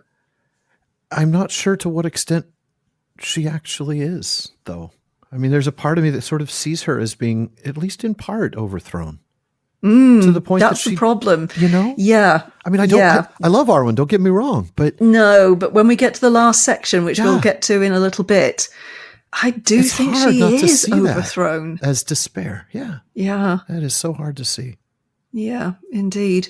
I mean, he reminds her, yes, we part in sorrow, but sorrow is not, nor does it have to become despair, because he is showing Estelle to the very end. Exactly. Yeah. And I think that's really important, because we'll get to this point in a minute. I think that the way in which he looks after he died is kind of a reflection. Very much so. Yeah. Of his Estelle, but yeah, he's definitely, pointing her to that unknowable, unprovable hope, right? That it's not an unreasonable hope. It's not like, oh, I hope the weather's nice tomorrow. This is, hope in a greater source. In this case, obviously it's a hope in Iluvatar and the promise of Iluvatar, but it is still unknowable and unprovable. That whatever lies beyond the death of mortal men, beyond the circles of the world, there is some sort of a reality, an experiential place that is in fact more than memory. And that's what he's trying to get her to hold on to. Like, look, yes, we have to go through this, but there is something else on the other side. And this, of course, speaks to Tolkien's own philosophy. Yeah. It absolutely does. So Aragorn takes Arwen's hand as she cries Estelle and falls asleep. I find it really poignant that she chooses to call him Estelle at the end, given the meaning of the word. Yes. Mm-hmm. I mean, so they've been married for 121 years. And I don't know what she calls him all the time. I'm sure it's not King. King Excellent. Right, King Excellent. Whether it's a Lesar or Telcontar or Aragorn. But Estelle does feel like a really very, very intimate sort of... It does. But it's particularly poignant given what they've just talked about and what's happening now. The fact that she cries out that word, which is also his name. Hope. Yeah. Yeah. And that is the Estelle that he's trying to give her. Yeah. Yeah. And it is this Estelle and the fact that he makes the choice when he makes the choice and how he makes this choice. I think that this really connects to the revelation of his great beauty, a combination of youth, manhood, and age. This almost is part of a reward. Yeah, isn't it? It is. He's done the right thing the whole way through. He's made the right choices. He's done the right thing. He's done his absolute best. And now in death, he looks pretty damn good. Yeah. And it's also an example to his people, right? I mean, this isn't just she sees him this way. It is that all who after came there looked on him in wonder. So all of the people, when his body's lying in state, the people of Gondor, certainly those in Minas Tirith, would have gone to the House of the Kings and seen him.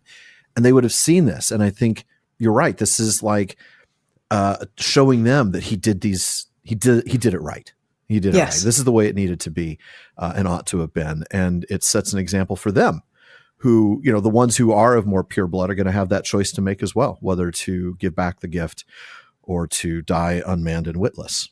And I'm sure there aren't a lot of them anymore, right? I mean, the House of the Stewards certainly would have that.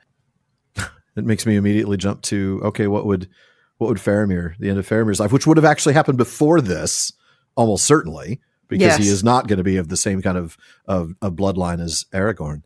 Would he have also, I like to think so. Faramir was a good egg. He was a very good egg. And I think seeing what Denethor chose would have absolutely been formed in his mind. And I like to think that Eowyn would have arranged a fabulous funeral pyre on a ship that goes out into the sea with the fire burning, and where he would have joined his brother. Yes, who went out by boat down the Anduin as well. To head canon accepted. I agree. But I gotta say, this whole line, and I love that Jackson made sure this line was included in the films. And long there he lay, an image of the splendor of the kings of men, in glory undimmed before the breaking of the world. It might not be a sentence I ever want to have to diagram, but it is glorious. It is some of the most beautiful prose, and it's buried here in the appendices. I know. But that's why we get to dig it out again. Yeah, exactly. It's so good. It is absolutely breathtaking prose. It's Tolkien at his best. Yes. Yeah, it is so vivid, right? It draws this image in your mind, and it brings you back to the good kings of Numenor. It brings all this history together in a single sentence. Fantastic stuff. Glorious, indeed. Really is. That's a great way of putting it. Glorious, yeah. So we could read this alongside some of the Athrobeth. Not all of it, otherwise we're going to be here forever.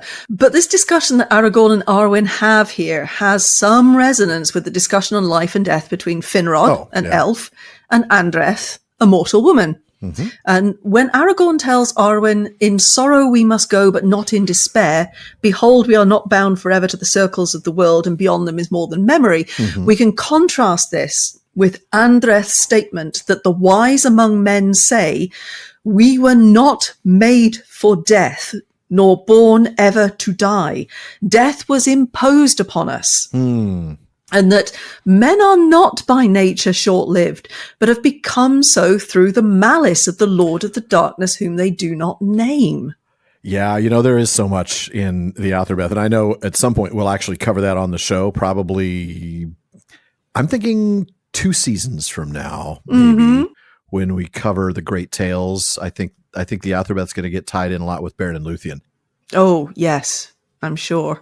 But yeah, I mean, the gift of Iluvatar, it's been problematic to men, to the Atani from the start. In one of the footnotes, actually, to the Athrobeth, it was note 4, Christopher reminds us of the words of Pengulov, the Elvish historian, to Elfwine at the end of the Ainulindale about the mortality of men.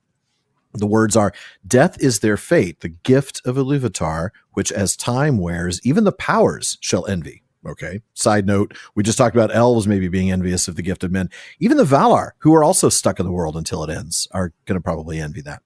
Coming back to those words, "But Melkor has cast his shadow upon it, and confounded it with darkness, and brought forth evil out of good, and fear out of hope."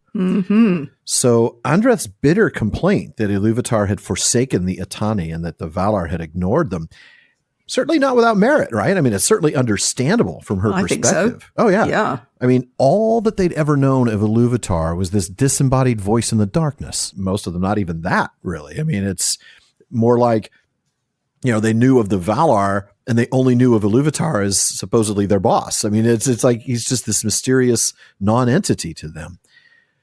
The Eldar, on the other hand, they were summoned to live in Aman with the Valar. They had firsthand experience of the Valar. They benefited from being in their presence. Certainly very, very, very few men ever set eyes on any of the Valar. I'm thinking of maybe Tuor having his experience with Ulmo. There aren't a lot more than that. So Andreth tells Finrod, "The Valar," she said, "how should I know, or any man? Your Valar do not trouble us, either with care or with instruction. They sent no summons to us." Mm-hmm. Bitterness right the way through there, isn't there? And a little bit of overcorrection on the Valar part, right? I mean, they knew they kind of messed up by dragging the elves off to the Undying Lands, that maybe they ought not to have done that. So they sort of overcorrect and like, oh man, whatever, we're just going to leave them alone. Yes. Yeah. With all of the consequences that come from these decisions, right? Mm-hmm. Mm-hmm. Because there's no getting away from it. Andreth states quite clearly that mortality is not a gift. Instead, she counters, dying we die, and we go out to no return. Death is an uttermost end, a loss irremediable, and it is abominable, for it is also a wrong that is done to us. Look at that language right there. Wow. Abominable. That what's being done to them, done in scare quotes. We're victims, right? Yes, exactly. So if we combine that with Finrod's lack of knowledge about the gift of Iluvatar, because he says, I don't know anything about it. I don't know how it works. As well as the elves' belief that when Arda ends, their annihilation comes. So is it any wonder then that Arwen fails to have the kind of Estel that Aragorn shows? That's a very good point. I mean, we could talk all day, and at some point we will, about Andreth being sort of misled about the nature of the gift, right? I mean, arguably she can only understand what she's experienced, what she's been told, what she's historically understood to be true. And it has been, like we read the words of Bengaloth, death has been, it's had the shadow of Melkor cast upon it. And so men fear it. Men believe it to be the end of things. It is not, but they certainly believe it to be. I wonder, I mean, are there really a lot of other men who understand that the way Aragorn does? Right? He's got to be in the total minority. Totally. Yes. Yeah. But I think, again, this speaks to Tolkien's own philosophy, doesn't it? Yeah. That there are some who will hold this to be true. And then there are others who just don't, because it's really interesting spin, because of course, his own personal perspective would have been that death is not a gift in the primary world. It is the result of the fall of man, is the result of sin. He gives that viewpoint to Andreth, who, can blame it on the Satan of this world. I mean, again, I'm not drawing exact allegories here. I'm just drawing parallels. But, the idea that from Andreth's perspective, death is not a gift because Melkor has cast a shadow on it. Certainly that reflects what the primary world beliefs are for Tolkien. It is such a unique change that he made to view death as a gift. And I know he seemed to take some heat on it too. I mean, when we look at the letters and the letters that are written to him by other Roman Catholics who are like, wait a minute, can you explain this? They totally challenge him on this. They totally challenge him on that and on the idea of the elves getting new bodies, right? Those are the two things that seem to really get him some letters of question. But he does explain it pretty well. And I think when we get to the story of the Athrobeth, we'll really dive into those letters as well. But I think you're right. It's a good question to ask. Can Arwen rightly be expected to have the Estel that Aragorn shows when almost no other man will have it either? Really? Right. He is unusual amongst the mortals anyway, in truly believing that death is a gift, because it's a release from bondage, right? In that, he can lay down all his cares and he can rest. And to do it voluntarily. And still in some height of his manhood, if you like. Right. He hasn't been unmanned, to be witless and unmanned.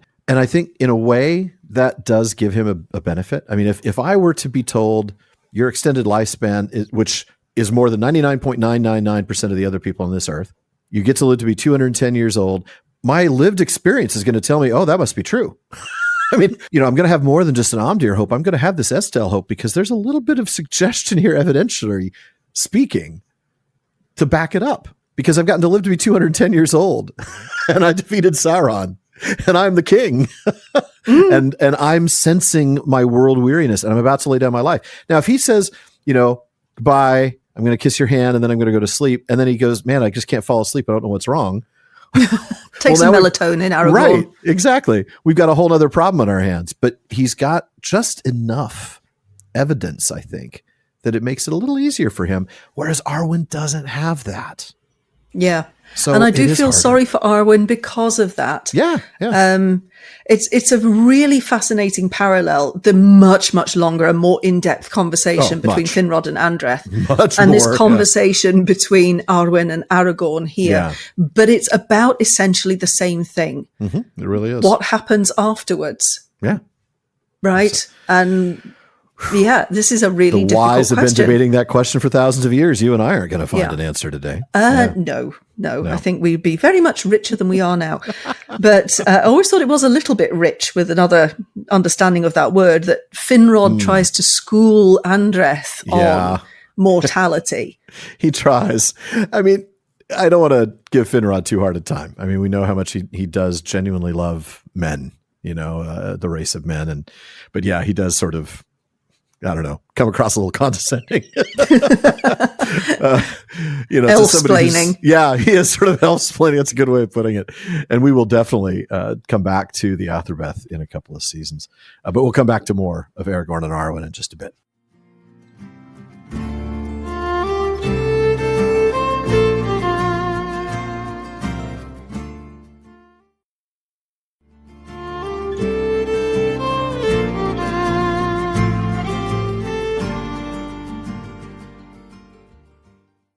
Folks, if you're enjoying the PPP, please consider supporting the show by joining the Fellowship of the Podcast. It's what gives me the time and resources to work on making this show the best that it can be. When you join, you get to be a part of an amazing Discord community that includes live episode recordings, monthly hangouts, but you also get those episode postscripts we mentioned earlier. You can get ad-free episodes, free merch, and a lot more. And you can also become part of our Questions After Nightfall episodes, or even join us as a guest in the North Wing. Mm-hmm. So please go to patreon.com/prancingponypod to show your support and join the Fellowship of the Podcast. And you can always help us out by giving us a rating and review on Apple Podcasts and a rating on Spotify. And please do recommend us to your friends. Sara, we've just got a couple of paragraphs left in this, but they are powerful, which is why I set them aside for one last reading. Go for it. Yep, let's draw this tale to a close. But Arwen went forth from the house, and the light of her eyes was quenched, and it seemed to her people that she had become cold and grey as nightfall in winter that comes without a star.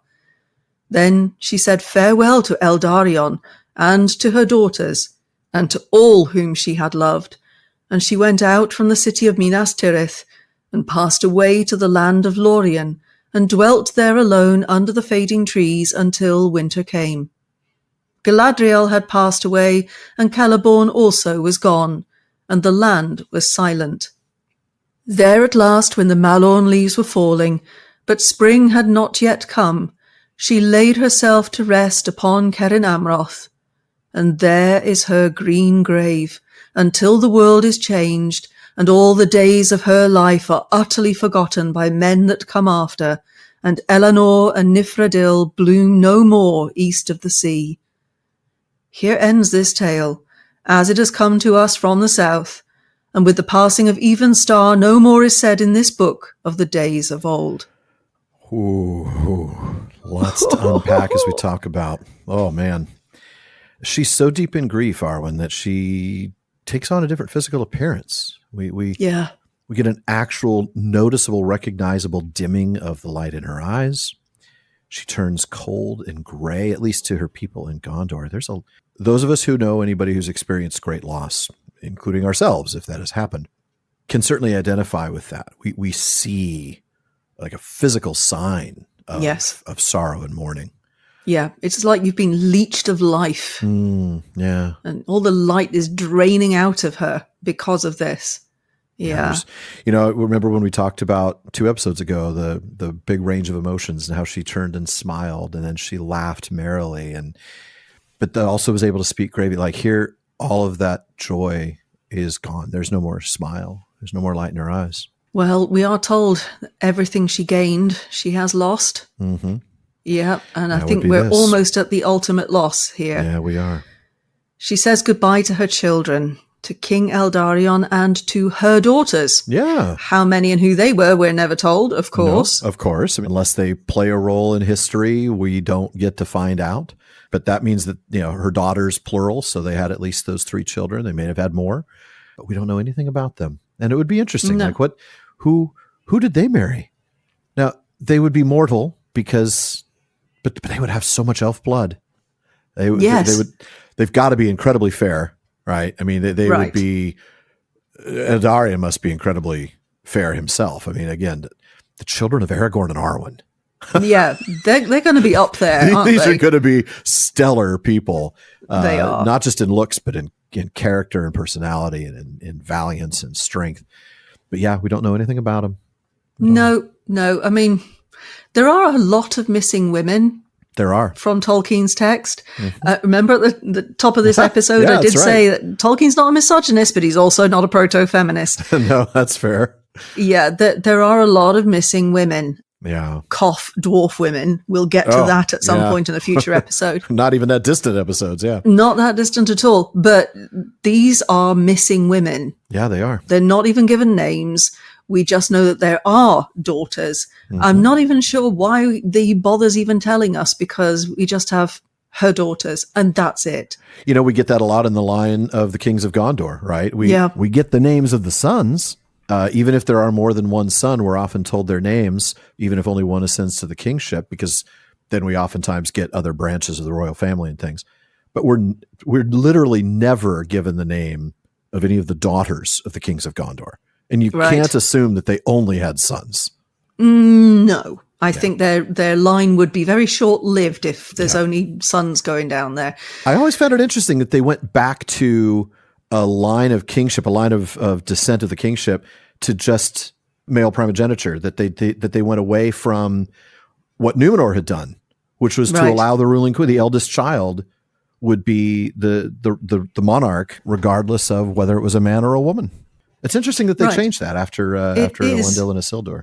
It is interesting, and I don't think we can say, it must be because all of the Numenorian queens were a disaster, because that's not necessarily the case. No. Because a heck of a lot of the kings were a total disaster as well. Yeah. I think that it is really interesting that they went back to primogeniture and just didn't allow the women to be rulers anymore. Right. So much so that when, at the end of the Kingdom of Arthedain, when Arvedwi tried to claim the throne both through his own descent from Isildur, but also through his wife, Firiel, the daughter of... It was disallowed. It was like, nope, sorry, we reckon the line through the sons only. Like, well, yeah. Okay, that's very interesting. Short-sighted, in my humble opinion. And a really interesting change, and you want to know when that change took place, because we don't know anything about Elendil in terms of... I don't believe we're ever told that he had daughters. We know that he had Isildur and Anarion, but we don't know presence or absence of daughters. And then there's Isildur, who we don't know. But at some point, somebody had to make the decision that their eldest child, who's a girl, is not going to inherit the throne. Somebody had to make that call. And it would have been interesting to see why they made that call, given that Numenor had done the opposite. Anyway, yes. I'm getting sidetracked, but it's an interesting thing because it is. Certainly by now, Eldarion is the eldest. At least in this case, we're led to believe that he's the eldest child.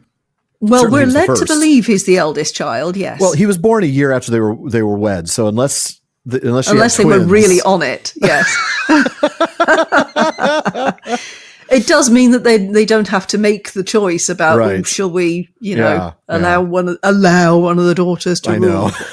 Does make things see easier, your eyes roll it? When you said allow. Actually, I think I may have rolled my eyes so much that people might have heard it. Never mind you seeing it. That's fair. So Arwen leaves Minas Tirith and she heads to Lorien, and she lives there by herself until some point in the winter. Mm-hmm. And she's by herself because we're reminded that Galadriel has passed. It's interesting that Tolkien uses the phrase that Galadriel has passed, because, of course, that's a phrase that we use here in our primary world as a phrase for death, right? But here it's past as in she has passed over the sea. Mm-hmm. She left, of course, at the end of the Third Age with Elrond, Bilbo, Frodo, and Gandalf. Right. She left the armed Totty behind for a little while, didn't she? Didn't take Celeborn with her. Right. Because we're told that Celeborn was gone. The Tale of Years tells us that a few years after Galadriel left, he grew weary of his realm and went to Imladris to dwell with the sons of Elrond. So he hangs out with Elladan and Elrohir for a while. Rather than his grandsons. Yeah, exactly. Mm-hmm. Rather than going to join Galadriel straight away. Mm-hmm. We know he does go later, but we don't actually know anything about Elladan and Elrohir. No, we don't. And that's another one of those questions that people like to argue about.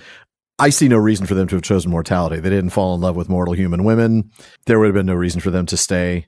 I've heard some make the argument that they missed that choice because they didn't go with Elrond when he sailed. And I can understand that if we're looking at a real technical interpretation of the language, but I think they went. I think they, were always going to be of elf kind. There was no reason for them to choose otherwise. Even if they missed out because they didn't go on the ship with Dad, that would have been a choice. They would have known that if they hadn't got on the ship with Dad, that they would be mortal. Yeah. So again, I agree with you that that's not a choice I see them making. Yeah, no reason for it. Exactly. Yeah, exactly. I just want to do a real quick sidebar. I know it's got to be quick because we're already running a little bit long, but this line about the land of Lorien, how after, we hear about Galadriel being passed away, Celeborn also gone, and the land was silent. Now, for me at least, that hits harder than I thought it would. Of course, it's empty now. And that's the clear meaning, right? But when I was covering Lorien for 3 weeks on Middle-earth Map Mondays on Today's Tolkien Times, so for those of you who don't listen to today, exactly. If you don't listen or watch to Today's Tolkien Times, you should, because I did a 3-part series on Middle-earth Map Mondays on Lorien. And there I learned, as Christopher points out, Loranand was the Nandarin name of this region, and it contained the Elvish word meaning golden light, valley of gold. The Quenya form would be Lauranande, the Sindarin Glornan, or Nan Laur. And that's the end of his quote. But what's interesting about all this gold is that it's connected to the presence of the Malorn trees that were not brought there until Galadriel's time. But the place existed, so it had a name before that. What was it? Later on, we learned that the name Loranand is said to have been itself a transformation of a yet older name. And that older name was Lindoranand, Vale of the Land of the Singers. Ooh. Remember, the elves that broke off the great journey, they were Teledry, right? We read, then one arose in the host of Olwe. Well, Christopher points out that there is here no doubt present the name by which the Teledry called themselves, Lindar, the Singers. So now we've got a land that was originally the Vale of the Land of the Singers, and it's now utterly silent. Oh, you're right. That hits hard. It's just another one of these little twists. Really underscores the loss, doesn't it? Yes. The loss that all of Middle-earth is experiencing. I mean, yes, we're getting Arwen's loss, but now we look at this land that has such a rich history, even before Galadriel and Celeborn. But now that they've left, and now that it's silent, there's such a loss, such a tragedy that this place that was the home of the singers is now quiet. That's heartbreaking. Yeah. So, still in winter, sometime early in 4th Age 121, Arwen laid herself down upon Cerin Amroth, which of course is where she and Aragorn had plighted their troth, and died. Yeah. And there's another poignant bit of prose here. Oh, isn't it? There is her green grave, until the world is changed and all the days of her life are utterly forgotten by men that come after, and Eleanor and Nifredil bloom no more east of the sea. Oh, it's not a mirror image or an inverse image of Aragorn's death, because we're not looking at her body, but we're looking at the memory of her grave instead. Yeah. And it is sort of flipped, right? I mean, this is not, this majestic, the glory of the splendor of the kings of men. This is all sorrow. This is where she lays until these things happen, until the world is changed. And then this bad thing has to happen too, right? When this grave goes away, it's going to be because all the days of her life are utterly forgotten by everybody until she's nobody, until she's lost to history. And Eleanor and Nifredil. Such a contrast with Aragorn. Yeah. Yeah. You know, it is. there he is in Rathdynan. Yeah. And, you know, he will have a tomb. Splendor of the kings and. Yeah. And she died alone. Yeah. Yeah. Totally in silence. He and is utterly forgotten. Yeah, that's the thing. I mean, like, he's the memory of this grand thing, right? Before the world was broken. And she is doomed to lie here until she's totally forgotten. It's really deeply sad. And then remember a couple episodes back, we talked about this when Aragorn and Arwen were on this hill walking barefoot amongst the Eleanor and Nifredil. We talked about how the presence and the absence of those flowers play a role in the story. And here it is. And here it is. Yeah. It's going to be the absence of those flowers that indicate that her green grave is no longer here. It's been forgotten. Her entire life has been forgotten. So I have a question just to insert here, yeah. right? When Peter Jackson did this scene in the film, right? Mm-hmm. Arwen looked exactly the same. Yes. Like she had not aged at all. And yet she is mortal.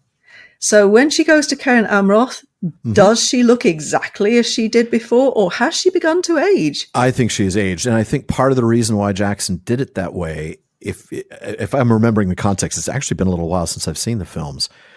Elrond is saying this about what Arwen is going to experience. Yes. So she is seeing a vision in her mind of these moments that are going to happen in her future. So I don't think she's seeing herself as aged. She's seeing herself as herself in the future, and Aragorn is aged. But we know that she'll actually age because she's going to be a mortal woman, right? Yeah. She became a mortal woman, much earlier, certainly not only after Aragorn's death. She's been mortal for a while now. Long-lived, but mortal. So yeah, I think combined with the sorrow and grief that she's experienced, right? The lack of light in her eyes, the coldness and grayness in her skin, I think we're also going to be seeing visible signs of aging. Yeah. Yeah. I think she's not going to look like a crone, who's been around for 100 years. She's still going to have her elvish beauty. I mean, you think even of Morwen at the end when Hurin encounters her at the end of her life, how she was older and she still looked old, and he knew this was Morwen. I mean, so I don't think she's even going to look that old because she's not, she was not born immortal. But I think you're onto something there. I think she will have aged. The sorrow alone will have aged her. Yes, very true. So finally, it's the end of the story. Yeah. And Tolkien writes that with Arwen's death, no more is said about those older days. Oh. Well, in the postscript for this episode, we're going to talk at length about Christopher Tolkien's understanding of the importance of this story and how this whole idea about no more is said about these older days, that might very well have been an indication of his intention for this story to, quote, stand as the final element in The Lord of the Rings. Well, there at last, when the ale was gone, but the mail had still not yet come, he laid himself to rest upon the bar at the Prancing Pony, and there is his grave until the world has changed. Well, that's a cheery note to finish on. What does Bartleman have for us tonight? Well, hopefully a large pint of something after that. I was going to make him the image of the splendor of barkeeps, but... Oh, man. Well, I suppose the question tonight would be, why is Arwen's ending so sad? Ooh, why is it so sad? Is it sad? I mean, I look back at Aragorn and I don't know that it's sad to him. I mean, he doesn't know what Arwen's specific end is. And is that your question? Like Arwen's, it's not just why is her mortality sad? Why is her ending? Yeah, why is what she comes to at the end? Why is that so sad? Because it does feel in so many ways like despair. This is just months after he dies. It's still winter and she lays herself down to die. We know this is less than a year after the death of Aragorn. So she's got her son. She's got at least 2 daughters. She didn't have to go off and die alone. No. And though she's mortal, she undoubtedly did not have to die yet. It does feel a little bit like that, but I like to hold on to the idea that she's choosing to accept what Aragorn has said, that there is something beyond the circles of the world, and now she's just eager to get there. That she's like, all right, it's been a little while. I've gotten past the immediate shock and loss. I'm going to choose to believe what you said about that there is more than memory beyond the circles of the world, and that's why she then lays herself down on Cairn Amroth. That's my hope. I mean, I think the other thing that's sad is the reality that at some point, men will forget about her story, and that Elenor and Nifredil will no longer bloom east of the sea. That time will continue, and that history will turn this into something that isn't remembered. That's a very stark and poignant reminder that everything we do is temporary and will eventually be forgotten. It's all part of mortality, isn't it? It all ends. Yeah. It's the same for us, really, isn't it? 100%. In the primary world, that unless you become super ridiculously famous, the chances are there's going to come a time when your name is no longer remembered. Correct. Yeah. And for most of us mortals, that happens when the last person who knew you dies. And you die utterly to the world at that point. That's what I've always kind of believed. When, the very last person who knew you or knew you of you is gone. That's it. Because that's just what mortality is. Unless your name gets written down in the history books for some reason, that doesn't happen to the vast majority of us. Famous, but it's... No, you talked about fame, but I kind of feel it's more like a historical significance, because we can think about famous, movie stars or musicians or celebrities of any kind. 100 years from now, very, very few of those names will be remembered. But the historically significant events, those are the ones that people will remember. But you're right. There's so few people named in history books of significance. Right. I mean, how many people can we name? The vast majority of us pass through and are forgotten, because that is what mortality is. Yeah. And that's why, you have to focus on living the life that you have and making the most of that life and doing everything with it that you can. Yeah. Because and you will be utterly forgotten, because that is exactly what it is. That's the nature of mortality. And I think that's another element to the sadness for Arwen, because it shouldn't have been that way for her, right? I mean, for her, as an elf, as an immortal, or as a certainly longeval elf, her name should have been remembered for a lot longer. And I suppose the comfort is that because the Lord of the Rings came to us, her name is never forgotten. Right. But that's not, I think, the point that we're supposed to take from this. I think it's more like what you said, now that she is immortal, there's going to come a time where she is forgotten. Right. And the whole story of the tale of Aragorn and Arwen is a tale about the human condition. Yes. Yes, because it's the human condition that she had no idea what it was going to entail. And that, I think, is one of the things that makes it so hard for her, and why it does feel a little bit like despair when she leaves, even if in my mind it's maybe not despair at the very end, but a matter of like, okay, I'm on my way, Yeah. I certainly hope that's the case.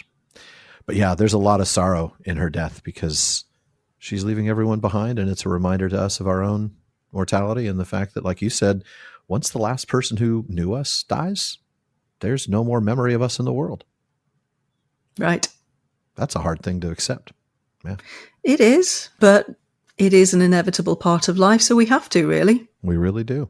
And on that exciting note, folks, on that wonderfully uplifting note. Oh, dear. But nonetheless true. That's right. Yeah, get a glass of your favorite drink. That does wrap it up for another episode of the Prancing Pony podcast. But please be sure to come back next week when we jump ahead to Appendix A3 as we begin our 5-week look at everyone's favorite stunted people, the dwarves. On behalf of all short people, oi. Hey, it's not my fault. That's what the elves called them. The elves are just brutal, right? Yes. The elves aren't always right. They call the men the sickly, the aftercomers, all these other things. It's just stunted people. Yeah, because elves aren't one bit arrogant, are they? Not at all. or condescending or self-righteous or any of those things. No.